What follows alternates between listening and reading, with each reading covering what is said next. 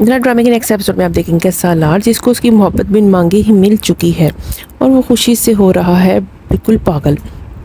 ऐसे में वो फैसला करेगा कि वो ईमान को कभी भी नहीं छोड़ेगा और उसको वो इज़्ज़त और मुकाम दिलाएगा जो कि उसको बीवी होने का हक़ है।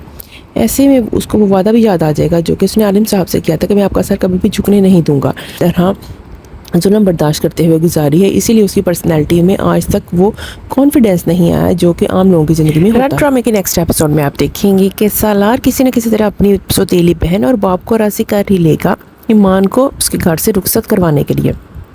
ये चारों लोग जाएंगे ईमान को उसके घर से लेने के लिए, जहाँ उसका बाप बहुत ही खुशी से अपनी बेटी को भेजेगा और ईमान भी अपने बाप से वादा करेगी कि आप मुझे हमेशा खुश देखेंगे।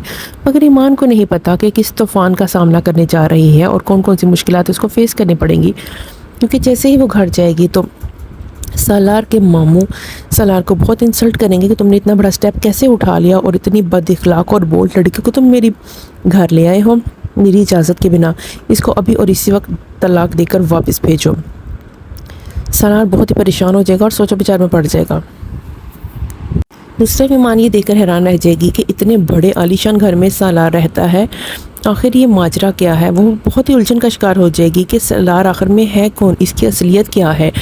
इन सब सवालों का जवाब जानने के लिए वो सालार के पास जाएगी और सालार उसको पूरी स्टोरी बताएगा शुरू से लेकर एंड तक। उसके बाद ईमान उसको कहेगी कि मैं तुम्हें तुम्हारा हक भी दिलवाऊंगी और तुम्हें वो कॉन्फिडेंस भी दूंगी जिस वजह से तुम आज तक लोगों से डरते आए हो, क्योंकि अब तुम अकेले नहीं हो, मैं तुम्हारे साथ हूँ और मैं तुम्हें किसी भी मोड़ पर अकेला नहीं छोड़ूंगी, ना ही तुम्हें गिरने दूंगी।